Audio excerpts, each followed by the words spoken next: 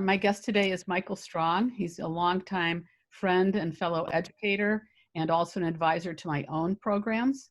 And he's one of the most experienced founders of high schools in the country, having developed 7 or 8, where I'm not even sure. And he has a new project right now that he will talk about a little bit. Great, thank you, Marsha. Delighted to be here. Do you want to tell us a little bit about your latest project? And then we'll talk about your thoughts on what's going on with education for high school and college students today. Absolutely, and actually my new project is relevant to that. So, most recently, I founded the Academy for Thought and Industry, ATI, which is the high school model for the largest and fastest growing Montessori network in the US. Higher Ground, the parent company, Guidepost is the Montessori brand. They're approaching 60 schools nationally, and they also have projects in Europe and China. We have 5 secondary programs this fall. Got a couple in New York, and then San Francisco, Austin, and St. Louis. And they're wonderful, and it's a high price point premium educational model. I'm now working on a low-cost model called New Collar Talent Development Agency, NUCO TADA. And our goal is to provide a similar high-quality, innovative education, preparing young people for the new-collar workforce of the 21st century, with price points at $3,000, $6,000, and $9,000 for a virtual program. Obviously, in light of COVID, huge demand for a virtual program. So I'm very passionate about bringing high-quality, innovative education to scale.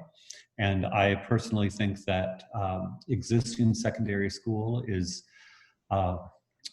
either not useless or actively damaging to perhaps 80% of students. So I'm very passionate about replacing it as quickly as possible.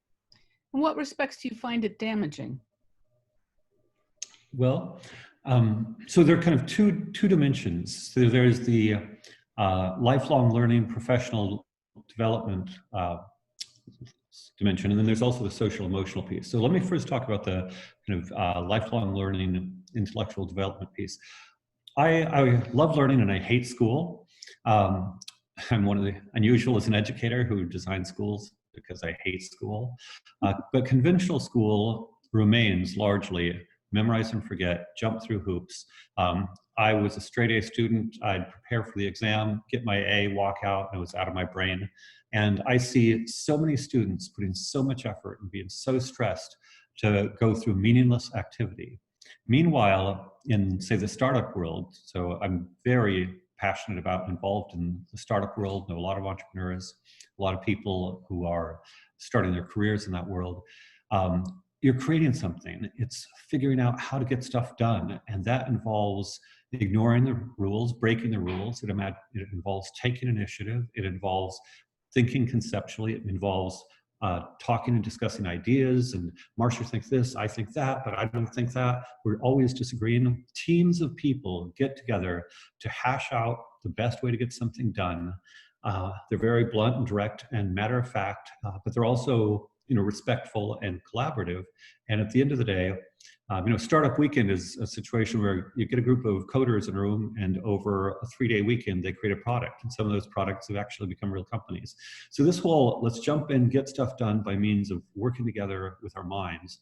Even, the filmmaker, the graphic designer, the digital media person, all these people are working with ideas. The coders, the software developers, they're all working with ideas. And that kind of world of think and act and get stuff done is entirely alien to, John Taylor Gatto, New York State Teacher of the Year, famously described schooling as 13 years of training in how to be passive and how to be dependent. So we take our young people and we train them and do what you're told. Wait for the teacher's approval. Wait for the teacher to tell you if it's right or wrong. Wait for the teacher to tell you if you've done a good job or not. For 13 years, we program them that way. And for me, it is catastrophic. It's actively destructive of the best human impulses. So that's just on the kind of intellectual, creative, entrepreneurial dimension where they're destroyed or damaged for the most part. Then socially, emotionally, I'm very big on the fact that many children are damaged, actively damaged socially and emotionally by schools. I'm very interested in the issue of school-based trauma. Some of it is bullying, some of it is boredom, some of it is humiliation. I regard much of the schooling experience to be a situation where either the teacher humiliates some or many of the students on a regular basis, and or other students humiliate each other. If you wanted to design a way to destroy human vitality, it'd be hard pressed to do much worse than school. And this is not just me ranting. Teen suicides increase 20% during the school year. They decrease every summer by 20%. So in terms of just a destructive environment, teens are killing themselves at a massive rate. One of the reasons we know this is that once they leave high school, the seasonal pattern of suicides vanishes. It no longer exists at that point. There are also various ways of looking at how schooling causes depression and anxiety, and often these turn into lifelong depression and anxiety. I have an article out on how public schools are causing an epidemic of mental illness because we're kind of taking this human vitality and destroying it by bullying, humiliation, passivity, and boredom. That's not even get into the lack of physical activities. So, if you look at kind of the intellectual damage, we're training their minds to be repeating machines in a time when AI is going to take over everything but the most kind of creative conceptual work. Robotics take over everything but the most creative conceptual work. And we're also damaging them emotionally. So a certain percentage of teens end up being lifelong depressed, anxious, suicidal, sometimes killing themselves, sometimes addiction, substance abuse, or whatever it is. But for me, it's just a catastrophe. So that's the short version of why we absolutely need to replace conventional education.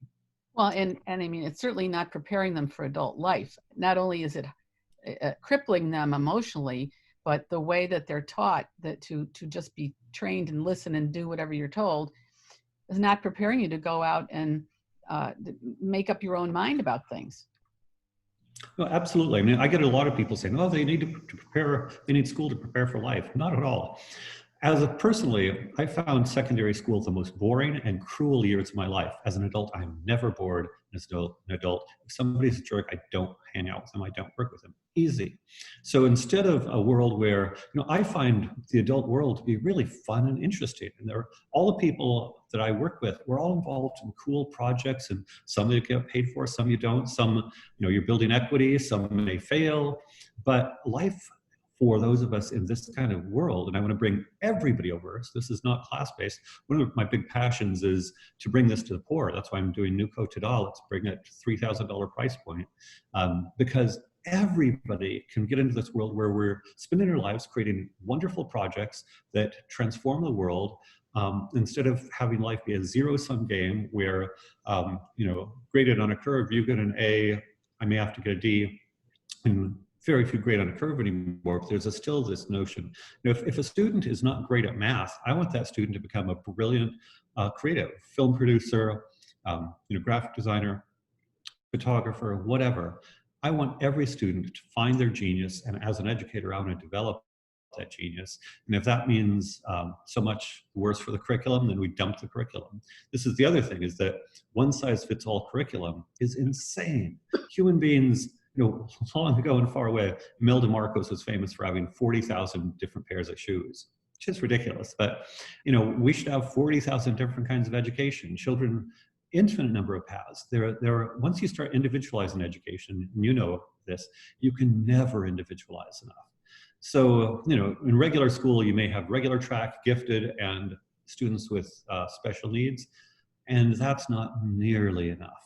So I want to support a system where we help every child find his or her genius and develop that genius to an insane degree by means of world-class coaching and interactive projects and Socratic conversations, and holding them responsible for doing great work in the domain they've chosen.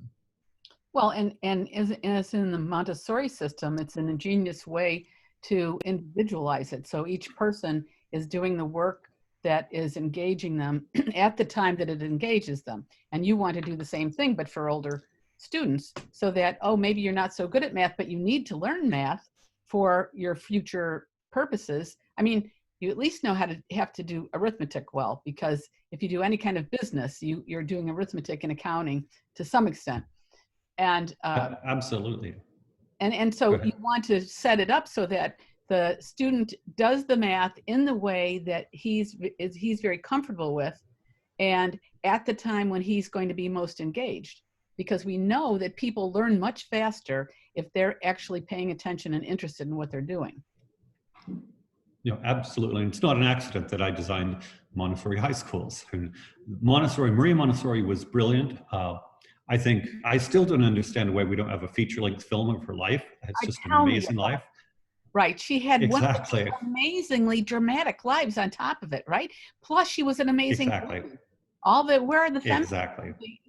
It's just bizarre, Exactly. But one of the insights that I think that she had that was especially brilliant was the notion of a prepared environment where, one of the public thinks that one either has structured schooling or kind of hippie do whichever wants schooling.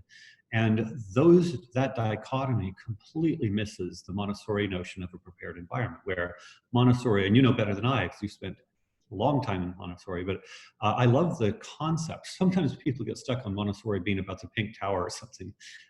All of those things are good, but I see at a higher level, the real genius of Montessori is realizing that education does require freedom, but it also requires freedom within a very carefully crafted environment. Mm-hmm. I would say the Sudbury schools allow kids to play video games for 5 years. Not good. Mm-hmm. Whereas Montessori, you create an environment within which a student has extraordinary autonomy, but there are very carefully curated learning opportunities such that the student can progress through them at their own pace in their own way. But cumulatively, they get a great education by means of the design of the environment. So absolutely, I think that our task as educators is not to teach them didactically from on top or just let them do whatever they want, but to kind of craft an environment, including the human environment. Montessori is very clear that being respectful of children is essential to the environment. Mm-hmm. So it's not just the materials in the room, it's also the human interactions. And once one begins to think along these lines, an entirely new category of education becomes possible. Mm-hmm. I'm very passionate about, I want lots of different models like this, but I think the top-down conventional model is damaging. The kind of extreme Sudbury do whatever you want model can also be very damaging. But in between, let's all get busy with thinking about how to craft environments that actually prepare young people for the 21st century by means of agency within that environment. Right, and the teacher in that environment, his or her purpose is to bring the knowledge and wisdom that they have about what's available in the world for the child to learn, and present it to them and say, look, this is really interesting, or I think you might like this, or I think you might, and give them lots of possibilities that they don't necessarily know about. This is the problem I've always thought about the Sudbury model, is that it's too unstructured in that respect. And absolutely. I coach a lot of young people, and I see my role as a coach, kind of an intellectual and personal coach and vocational coach as well, as knowing who they are and learning about their genius. But then I know so much more about the world in terms of what it takes to get from point A to point B, what the various opportunities and pathways are, what they need to do in order to be prepared for the future. And so I look at, okay, tell me what you love and what you're interested in, what you're capable of. And then with my greater knowledge of the world and my being also the faculty, all the guides I work with, let's develop a way to get you to your goals in light of our greater understanding and experience about how the world works. And I find that almost all students really appreciate that. I'm sure. And you were talking about what goes on in high school. I know that I've run into quite a few students who said to me something like, yeah, I made it through high school. It was kind of boring, but I was really looking forward to college because I thought I would be challenged there. I would really learn some new things. And they said, I got to college and I was so disappointed because it was just like high school. Do you have any thoughts about that? Oh, absolutely. I think the vast majority of colleges are just like high school. You know, there are a few exceptions in different ways. Of course, there's St. John's, which is all Socratic all the time. Olin College of Engineering is a project-based engineering school. It's now rated up there with MIT. There are a tiny number of colleges that have different kinds of programs, but the vast majority of them are basically like high school, but students, you know, tend to party most of the time instead of doing gaming and social media. I'm sure they do that as well. Mm-hmm. But you know, it's interesting. There has been an 11x increase in boot camps in the last 5 years, and a 10% decrease in college admissions. So the young people are responding, and some of them do the boot camps after college, obviously. But young people are responding to, look, you can go to 4 years at Harvard with an English degree and get a job at Starbucks. You know, it's ridiculous. Or a 4-year degree in marketing at any state university, and basically you don't have any skills that you really could not have learned in a 6-week boot camp right out of high school. So I think that this is why I'm very passionate about the new collar talent development opportunity, because both high schools and colleges are failing to develop the skills needed to work in the real world. And some of those are hard skills like UX, UI design. Some of them are, they call them soft skills. I've also heard of human skills, like collaboration, taking initiative, being part of a team. And those skills are way more valuable than 95% of what's learned in college. So still there's a role for college, you know, the engineering, you know, there are certain disciplines where it's useful to develop technical expertise, and there are other disciplines where, due to credentials, you're required to get a certain degree. But I think for a growing number of young people, traditional college is no longer a good investment. The big problem is there's been such a tremendous credential inflation over the last 20 years with the push for everybody to go to college, that all you can hope is that a lot of these businesses realize, do I really need somebody who has a bachelor's, or is there another way to assess their skills? Yeah, absolutely. And there are dozens of companies that are already there. You know, Google and Tesla among them, they don't require any kind of degree or credential. Whole Foods doesn't. I've seen a list recently, it's 20 or 30 major corporations just in the last few years have said no credential needed. Quick anecdote on Tesla. I know a young man who dropped out of high school, was a self-taught coder in high school, and he managed to get a job at a gaming company, and he managed to design interiors for private jets using 3D modeling. And eventually he was working for Elon Musk on the driverless car project, and now he's at Google on the driverless cars. He's actually working with Elon Musk in SpaceX, flying around the world with him. But this is a high school dropout. And so, you know, people in the tech world know it's about, can you add value? Any business, I've got a friend, Charlie Hone, who says the best form of job security is to add more value than you're being paid. And if young people thought about that rather than I need a credential, totally different path to success. What about, switching gears a little bit, what about the fact that they're not getting educated in what we call the traditional liberal arts, not what's usually taught now at college today, but the traditional liberal arts were study of very fundamental ideas, logic, rhetoric, history, really knowing what happened in the world and being informed so that when you are navigating your life, not just professionally, but personally, you can assess events around you and decide, you know, is this a good thing? Should I work against it or not? What do you think about that? Well, absolutely. And of course, this is what I mean by understanding the world, but it's worth unpacking a bit. So, you know, I went to St. John's, known as Great Books College, but 4 years of Socratic discussion where we're thinking, talking, arguing about things.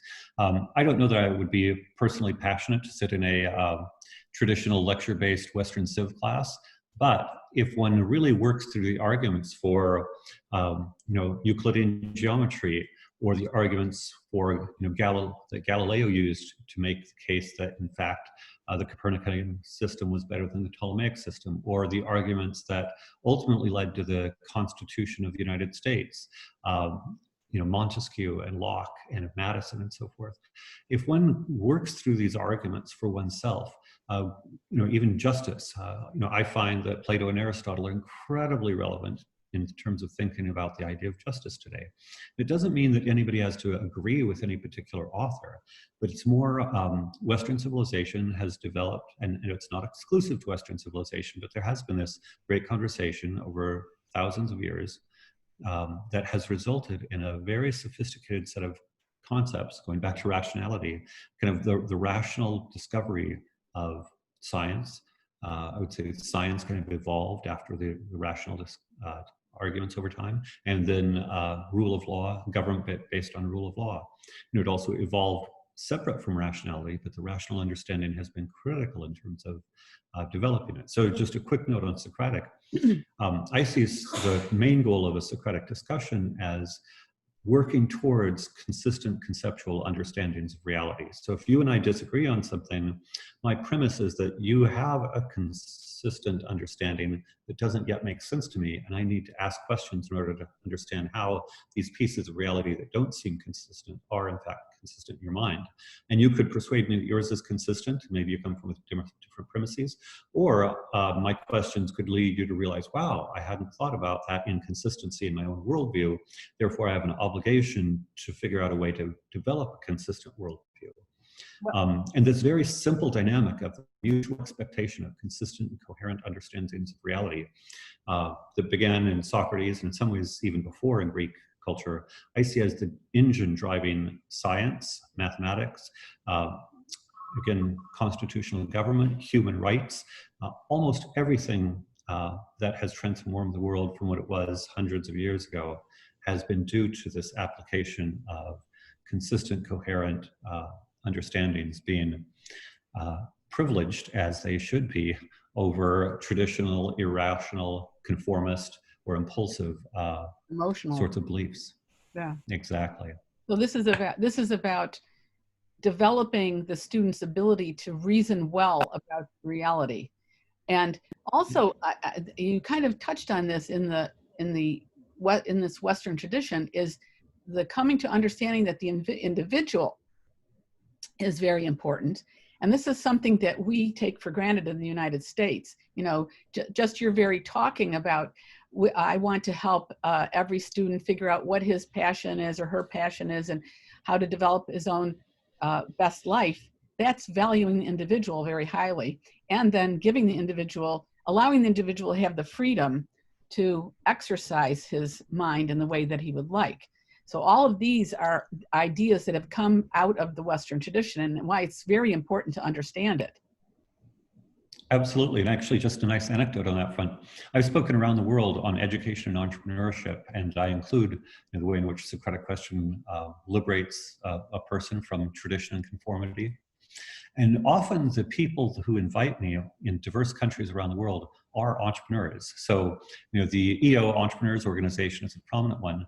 And interestingly, I find that whether I'm speaking in, say, Guatemala, which on the whole is a very conformist culture, or Russia, which is in some ways one of the most depressing places I've ever lived in my life, or visited, I haven't lived there, but visited, or different countries in Africa. Wherever I go, the local entrepreneurs actually are they're the kind of vanguard of this. They are the startup culture, but in terms of individualism, the entrepreneurs in Guatemala are the ones that have typically broken away from the conformity and authoritarianism of that society. The entrepreneurs in Russia are the ones that have the courage to strike out, create new projects despite the oppressiveness of the Russian government and in many ways, Russian culture. Likewise, in Africa, the family is very powerful there, and some of the governments are very oppressive. But the entrepreneurs, they're the ones that no, we're going to do this. We're going to make this happen. So everywhere, again, Deirdre McCloskey famously notes that average standard of living around the world today is about 30 times higher than it was 200 years ago. And that's thanks to independent thinkers, innovators, entrepreneurs, all the value creators that have kind of ripped themselves away from traditional cultures, and in the face of sometimes immense opposition. Socrates was put to death, Galileo was put in house arrest. The independent thinkers are often fought and sometimes threatened and sometimes killed by those who want to enforce, herd conformity. But they're the ones that have allowed people around the world to get 30x the standard of living from 200 years ago. And if we allow them, I'm working in an article called Make Everybody Rich. And I'm using poet Frederick Turner as a wonderful article called Make Everybody Rich. So I'm stealing his title, but with great appreciation and credit. But yeah, we have the opportunity to make everybody around the world wealthy in the next 50 or 100 years. And everything's so much easier when you're no longer dirt poor. So for me, this cause of developing independent, rational thinkers who can be entrepreneurial startup team members that can make a positive difference is the biggest moral cause. And when I see all the zero-sum fighting with politics, I'm like, you guys, you're crazy. Let's just get out there, criticize by creating. Let's do stuff. Let's help more people do stuff. And bit by bit, we'll all have fabulous lives. Right. So if you really want to help people, help them develop capitalism, help them develop freedom. Exactly. Tear away from conformity. And understand the individual capacity for value creation. And I like to talk about the institutional structures that allow for the creation of value. So again, in Africa is one of the most regulated regions on earth. They don't have secure property rights or rule of law in many countries. They're at the bottom third of the World Bank's Doing Business Index, bottom third of Fraser Economic Freedom Index. If we want Africa to become prosperous rather than poor, and of course my wife, Magat Wade, speaks beautifully on this, we need to support Africa in developing the institutions that are preconditioned to successful capitalism. Mm-hmm. And so I don't want to keep you too long. So I wanted to get back to the students.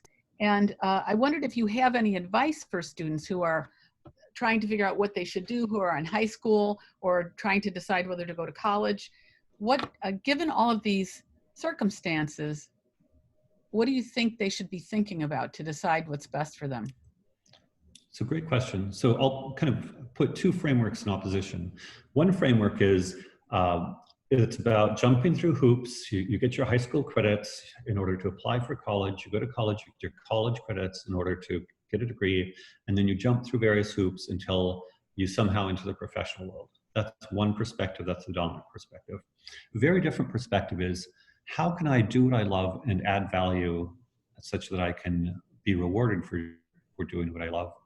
And what skills do I really need to develop in a disciplined way in order to be a real value creator?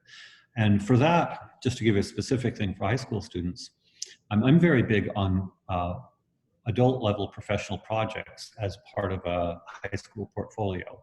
So a lot of people say project-based learning, blah, blah, blah. I don't mean to be too condescending, but a lot of projects are kind of little toy things. No, for me, an adolescent, Thomas Edison, Andrew Carnegie, Ben Franklin, all these people at the age of 12 or 13, they started their professional lives. In traditional cultures at 13, young people are considered adults and took on adult roles. So I want my high school students to be able to do a professional level project. Give you some examples. I had one student who made a training video for Kaiser Permanente that's actually used by Kaiser Permanente in their training courses. They're right there with adult level professionalism. I have another student who created a heavy metal music festival where when he graduated, it was a 3-day music festival with a budget of about $80,000. Bands from around the world were flown in. And he was actually a professional, music festival producer at the age of 18. I've had other students who have done websites for American Idol finalists. And so whatever it is, again, that's the thing in the world. In high school, you got your Algebra 2 class, you got your biology class, you got your history class, whatever. The real world rewards people doing real stuff. And what's great about that is somebody, I think of it as a credential. So, this kid who, has a 3D music festival at 18, anybody looks at that on his resume down the way, even 10 years later, like, wow, this kid did something. Mm-hmm. And I think because of the fact that most high school credential doesn't mean anything anymore, college credential doesn't mean anything anymore, the people that matter, this kid who dropped out of high school and was working with Elon Musk, it's because he'd actually done stuff. So I urge kids to, as much as possible, again, if you want a healthcare career, you have to get your degrees and credentials, jump through hoops. But even so, if you were an entrepreneur and started something and you have your MD degree, you're way more valuable than just the MD degree. So whatever credential thing you do, start stuff, do stuff, make a difference. Give one more recommendation. Cal Newport's wonderful author. I love all his books. He has a book called How to Be a High School Superstar.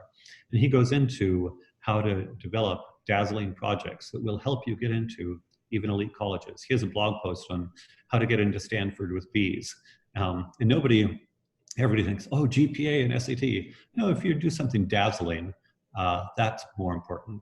I actually knew, I went to Harvard before going to St. John's, and I knew a kid, and he had the lowest SAT scores of anybody in my freshman class, but he had been elected mayor of a small town in Michigan at the age of 18. If you can do that, who cares what your test scores are? So what people don't realize is it's not about the credentials, GPA, blah, blah, blah. No, do something amazing. So that the world will go to those who take initiative and do something amazing. Very good. Well, thank you very much. I really appreciate your time this morning, and hope to keep in touch and follow what you're doing. You and I are very much on the same page when it comes to education, what with my Great Connections projects, and wish you the best of luck with making this start. It would be great to help so many kids really succeed in the world. Absolutely, absolutely. Thanks so much, Marsha. Take care. Bye-bye. Bye.